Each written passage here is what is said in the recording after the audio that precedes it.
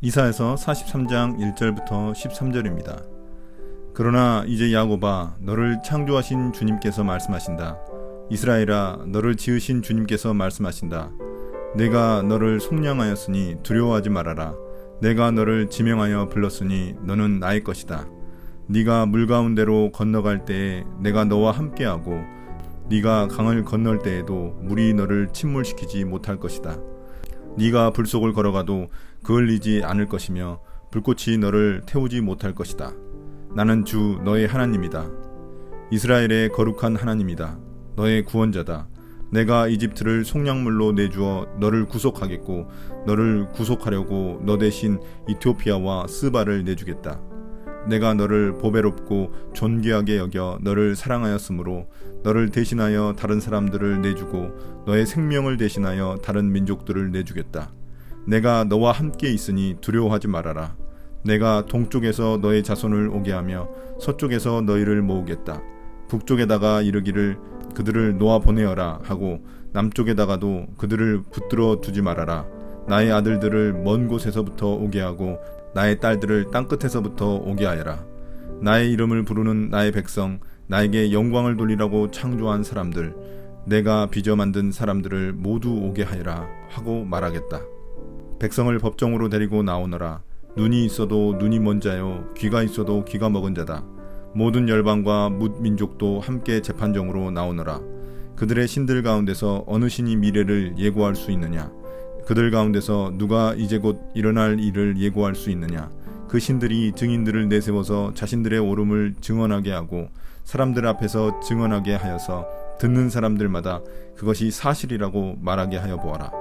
주님께서 말씀하신다. 너희는 나의 증인이며 내가 택한 나의 종이다. 이렇게 한 것은 너희가 나를 알고 믿게 하려는 것이고 오직 나만이 하나님임을 깨달아 알게 하려는 것이다. 나보다 먼저 지음을 받은 신이 있을 수 없고 나 이후에도 있을 수 없다. 나 곧 내가 주이니 나 말고는 어떤 구원자도 없다.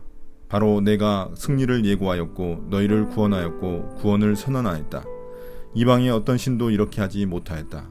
이 일에 있어서는 너희가 나의 증인이다. 내가 하나님이다. 주님께서 하신 말씀이다. 태초부터 내가 바로 하나님이다. 내가 장악하고 있는데 빠져나갈 자가 누구냐? 내가 하는 일을 누가 감히 돌이킬 수 있겠느냐? 먼저 43장 1절부터 13절까지의 개괄입니다. 이스라엘의 멸망과 유배를 경험했음에도 백성들은 여전히 불만을 터뜨렸습니다. 자신의 잘못을 인정하지 않는 이스라엘이지만 주님은 그래도 그들에게 계속적으로 구원의 약속을 선포하십니다. 이스라엘 백성들을 나의 아들, 딸이라고 이야기하며 아버지의 사랑을 이야기합니다. 후반부에는 법정 증인으로 이스라엘을 세워 자신이 참된 하나님이며 참된 구원자이심을 증명하십니다. 1절, 2절입니다. 그러나 이제 야곱아, 너를 창조하신 주님께서 말씀하신다. 이스라엘아, 너를 지으신 주님께서 말씀하신다. 내가 너를 속량하였으니 두려워하지 말아라. 내가 너를 지명하여 불렀으니 너는 나의 것이다. 네가 물 가운데로 건너갈 때에 내가 너와 함께하고 네가 강을 건널 때에도 물이 너를 침몰시키지 못할 것이다. 네가 불 속을 걸어가도 그을리지 않을 것이며 불꽃이 너를 태우지 못할 것이다. 1절에서 야곱을 창조하시고 이스라엘을 지으셨다는 말씀은 아직 주님과 이스라엘의 관계가 유효하다는 말씀입니다. 그 창조주께서 이스라엘을 곧 바벨론으로부터 구원할 테니 두려워하지 말라고 하십니다. 이스라엘을 지명하여 부르셨다는 말은 주님이 그들을 향해 특별한 관심과 마음이 있다는 표현입니다. 주님은 이스라엘을 만드셨을 뿐만 아니라 그들을 소유물로 삼으셨기에 구원하시겠다는 말입니다. 2절은 모세를 통해 이스라엘을 이집트에서 구출한 사건인 출애굽 사건을 의미합니다. 그 출애굽 사건이 바벨론에서 또다시 일어나게 하시겠다는 말입니다. 과거 홍해바다를 마른 땅으로 만들어 이스라엘 사람들이 건너갈 수 있게 하셨던 것처럼 바벨론을 떠난 유배민들이 유브라데 강을 안전하게 건널 수 있게 지켜주실 것이라는 말입니다. 또한 불과 같은 적들의 방해와 공격에도 주님이 지켜주시겠다고 약속하십니다. 물과 불은 이스라엘 백성들이 겪을 위협을 의미합니다. 3절 4절입니다. 나는 주 너의 하나님이다. 이스라엘의 거룩한 하나님이다. 너의 구원자다. 내가 이집트를 속량물로 내주어 너를 구속하겠고 너를 구속하려고 너 대신에 이티오피아와 스바를 내주겠다. 내가 너를 보배롭고 존귀하게 여겨 너를 사랑하였으므로 너를 대신하여 다른 사람들을 내주고 너의 생명을 대신하여 다른 민족들을 내주겠다. 3절에서도 주님의 격려가 가득합니다. 다시 한 번 더 이스라엘 백성들에게 하나님이 누구신지 알려줍니다. 너희 하나님, 이스라엘의 거룩한 하나님이란 모두 이스라엘과의 특별한 관계를 보여주는 말들입니다. 주님은 구원자로서 그들을 속량하시기 위해 대가를 지불하셨습니다. 그 대가는 이집트와 이티오피아, 스바라는 아프리카 대륙의 세 나라를 넘겨주신 것입니다. 그 세 나라를 포기하고서라도 이스라엘을 구원하실 만큼 그들을 사랑하신다는 표현입니다. 첫 번째 출애굽 때에도 이집트를 희생시키고 이스라엘을 구원하셨습니다. 그런데 또다시 그런 일이 일어나더라도 주님은 이스라엘을 선택하시겠다는 말입니다. 이스라엘은 주님께 죄를 지어 그 심판을 받았지만 주님은 여전히 이스라엘을 보배롭고 존귀하게 여기십니다. 5절부터 7절입니다. 내가 너와 함께 있으니 두려워하지 말아라. 내가 동쪽에서 너의 자손을 오게 하며 서쪽에서 너희를 모으겠다. 북쪽에다가 이르기를 그들을 놓아 보내어라 하고 남쪽에다가도 그들을 붙들어 두지 말아라. 나의 아들들을 먼 곳에서부터 오게 하고 나의 딸들을 땅끝에서부터 오게 하여라. 나의 이름을 부르는 나의 백성, 나에게 영광을 돌리라고 창조한 사람들, 내가 빚어 만든 사람들을 모두 오게 하여라 하고 말하겠다. 5절에서 주님은 나라가 멸망하여 흩어졌던 이스라엘 백성들을 모두 다시 모으실 것이라고 말씀하십니다. 동서남북은 온 세상을 가리키는 방향으로서 한 사람도 빠짐없이 모두 이스라엘 백성들이 모일 것이라는 의미입니다. 이스라엘이 죄악으로 말미암아 멸망하여 모두 사방으로 흩어졌지만 이제 주님은 때가 되어 그들을 다시 돌아오게 하십니다. 어떠한 세력도 주님의 이 일을 막지 못합니다. 주님은 아버지로서 이스라엘 백성들을 아들, 딸처럼 사랑하시기 때문입니다. 7절의 모든 표현들은 이스라엘이 주님께만 속해 있으며 주님의 소유임을 보여줍니다. 주님이 이스라엘과 특별한 관계에 있음을 주님께서 직접 드러내시는 표현들입니다. 이스라엘 백성들의 구원을 향한 주님의 열정과 사랑을 보여주시는 것입니다. 8절부터 10절입니다. 백성을 법정에서 데리고 나오너라. 눈이 있어도 눈이 먼 자요, 귀가 있어도 귀가 먹은 자다. 모든 열방과 뭇 민족도 함께 재판정으로 나오너라. 그들의 신들 가운데서 어느 신이 미래를 예고할 수 있느냐? 그들 가운데서 누가 이제 곧 일어날 일을 예고할 수 있느냐?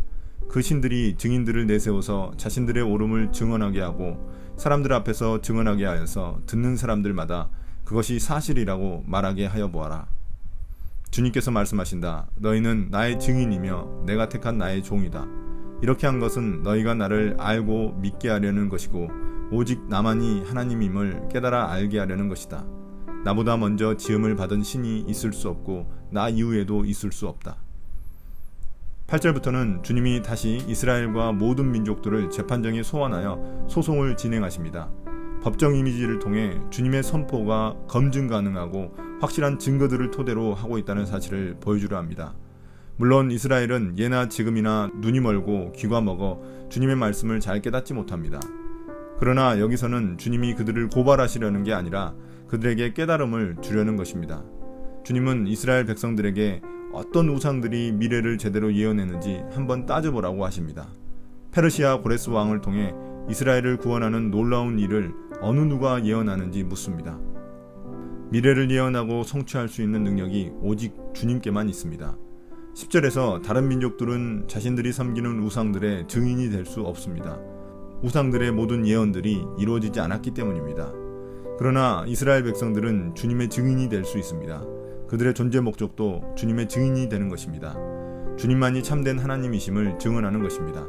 당시 우상들은 복잡한 족보를 가지고 있었지만 주님은 주님 외에 어떤 신도 이전이나 이후에나 없습니다.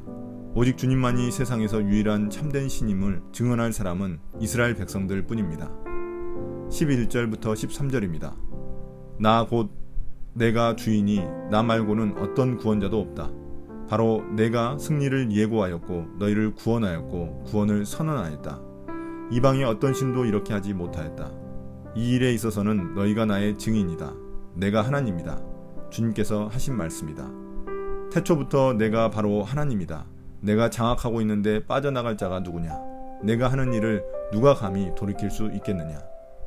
11절에서 주님이 나 곧 내가 주다고 하신 것은 이스라엘의 유일한 구원자이신 주님의 절대 주권을 선포하신 것입니다. 주님은 이스라엘을 주님의 종으로 택하셨고 홀로 역사를 결정하시고 이끌어 가시는 분입니다. 이집트에서 이스라엘 백성들을 구원하셨던 출애굽 때에도 주님은 미리 승리를 예고하셔서 그들을 구원하셨고 나중에 그 구원을 선언하셨습니다. 어떤 신들도 그런 일을 하지 못했습니다. 그 일들을 목격했던 이스라엘 백성들이 바로 주님의 증인입니다. 주님은 과거에도 이렇게 역사를 결정하시고 이스라엘 백성들을 구원하셨기에 앞으로도 그 일들을 하실 것입니다. 어떤 우상일지라도 주님의 이런 일에 개입할 수 없습니다. 이제 주님은 바벨론의 심판을 결정하셨고 이스라엘의 구원을 결정하셨기에 어느 누구도 바꿀 수 없습니다. 오늘의 묵상 포인트입니다. 첫 번째, 아직도 자신들의 잘못을 깨닫지 못한 이스라엘 백성들이지만 주님은 그들을 여전히 사랑하십니다. 한없는 사랑 고백과 구원 선포로 그들을 위로하시고 격려하십니다. 우리도 마찬가지입니다. 우리의 모습이 아직도 연약하고 부족할지라도 주님은 우리를 여전히 사랑하십니다. 믿음이란 내 상황과 조건에 상관없이 이러한 주님의 신실한 사랑을 신뢰하는 것입니다. 두 번째, 주님은 이스라엘을 자신의 능력과 영광을 드러낼 증인으로 삼으셨습니다.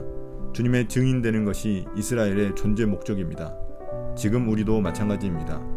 이제 우리는 영적인 새 이스라엘 민족으로서 예수님이 십자가에서 보여주신 사랑과 희생을 증언할 사명을 가지고 있습니다. 나는 주님의 증인인가요? 나의 기도입니다. 주님, 제 과거를 돌이켜볼 때 주님이 하신 놀라운 일들을 이루 말할 수 없습니다. 과거에도 저를 사랑하셨고 지금도 동일하게 사랑하시고 미래에도 저를 사랑하십니다. 지금 좀 힘들더라도 주님의 사랑을 의심하지 않게 하소서. 나의 구원자이신 예수님의 십자가 사랑을 기억하게 하소서. 예수님 이름으로 기도드립니다. 아멘.